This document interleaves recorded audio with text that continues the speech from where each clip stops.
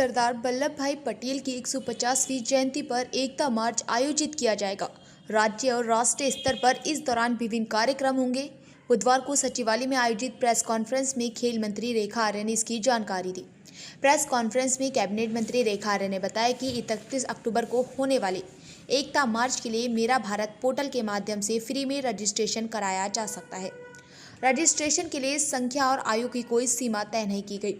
यह प्रक्रिया 6 अक्टूबर से शुरू हो चुकी है। कैबिनेट मंत्री रेखा आर्य ने बताया कि आयोजनों के दूसरे चरण में 31 अक्टूबर से 16 नवंबर तक राज्य के सभी 13 जिलों में एकता मार्च निकाले जाएंगे। यह लगभग 8 से 10 किलोमीटर की पैदल यात्रा के रूप में होंगे। कैबिनेट मंत्री रेखा आर्य ने बताया कि 2 चरणों के बाद चयनित लोगों को 26 नवंबर से 6 दिसंबर तक चलने वाले तीसरे चरण में हिस्सा लेने का मौका मिलेगा। इस चरण में सरदार वल्लभ भाई पटेल के जन्म स्थल गुजरात के नडियाड से नर्मदा जिले में स्थित स्टैच्यू ऑफ यूनिटी तक 152 किलोमीटर की पदयात्रा होगी। खेल मंत्री रेखा आर्य ने प्रदेश के लोगों से ज़्यादा संख्या में इस आयोजन में हिस्सा लेने की अपील की। इस अवसर पर विशेष प्रमुख खेल सचिव अमित सिन्हा, खेल निदेशक आशीष चौहान, मेरा युवा भारत के उप निदेशक मोनिका नामदार आदि उपस्थित रहे। पत्रकार बंधुओं को बहुत नमस्कार, प्रणाम। आप सबका बहुत धन्यवाद कि आज आप इस पीसी के लिए अपना बहुमूल्य समय निकाल कर यहाँ पर पहुंचे। सभी का बहुत आभार। आज की जो ये पीसी है वह विशेषतः एक विशेष प्रयोजन जो आप हम सब लोग जानते समझते हैं कि राष्ट्रीय एकता के प्रतीक सरदार वल्लभ भाई पटेल जी की 150वीं जयंती का वर्ष है, वर्ष 2025। 31 अक्टूबर को उनका जन्म दिवस होता है और उस जन्म दिवस को भारत सरकार से लेकर राज्य सरकार पूरे देश भर में और सभी राज्य अपने अपने राज्यों में एकता मार्च के रूप में सेलिब्रेट कर रहे हैं, जिसके निमित्त प्रथम चरण में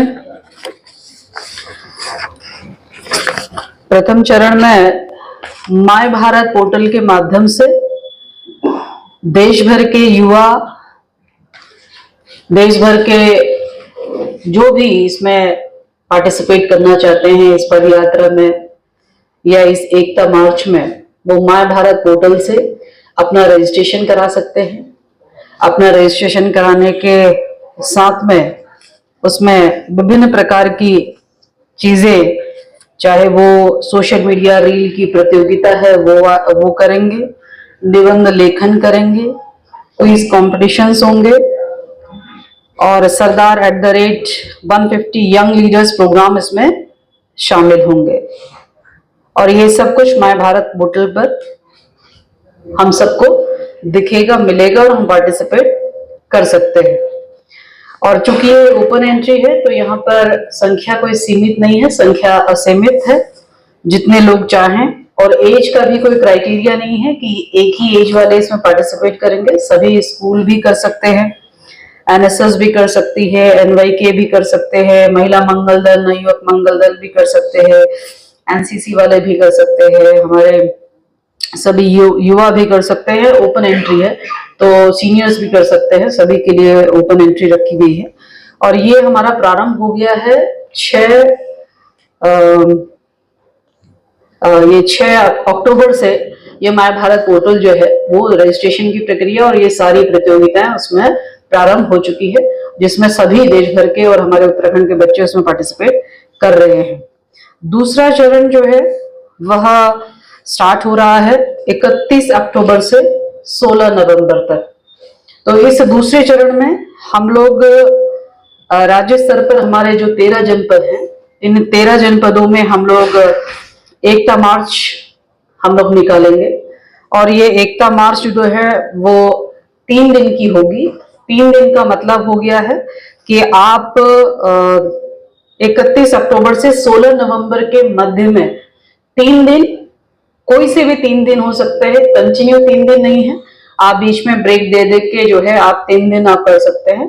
तो हर जनपद में 3 दिन यात्रा रहेगी और यह यात्रा जो है वो 8 से 10 किलोमीटर की यात्रा रहेगी। और इस यात्रा में भी ओपन एंट्री है। इसमें सभी एकता मार्च में पूरा भारत या पूरे उत्तराखंड के लोग जो है इसमें एकता मार्च में पार्टिसिपेट कर सकते हैं। तो इस प्रकार की यात्रा जो है वो 13 जनपदों में 31 अक्टूबर से 16 नवंबर के मध्य में की जाएगी।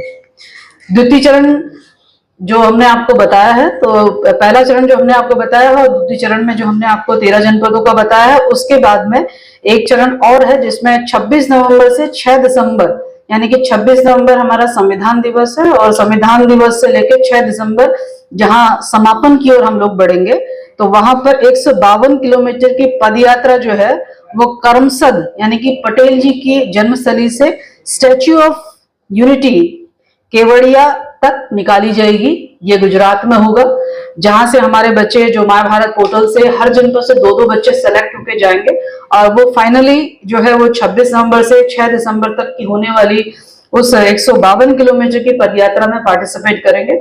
वहीं पर जो है उसका समापन भी होगा। तो इस प्रकार से ये पूरी यात्रा में विभिन्न प्रकार के कार्यक्रमों का आयोजन होगा, जिसमें पदयात्रा में सरदार पटेल की प्रतिमा अथवा चित्र पर श्रद्धांजलि भी रहेगी, आत्मनिर्भर भारत की शपथ भी रहेगी, सांस्कृतिक कार्यक्रम भी रहेंगे, प्रमाण पत्र वितरण भी रहेगा, वाद विवाद प्रतियोगिता भी रहेगी, नशा मुक्त भारत भी रहेगा, उसकी शपथ रहेगी, व्याख्यान रहेंगे, स्वास्थ्य शिविर रहेंगे। और यहाँ पर हर जिले में जिलाधिकारियों को इस प्रकार से नोडल अधिकारी बनाया गया है। वे अपने जिले में यात्रा कौन सी तिथि में होनी है, कहां से लोगों ने पार्टिसिपेट करना है, वो उसको सुनिश्चित करेंगे।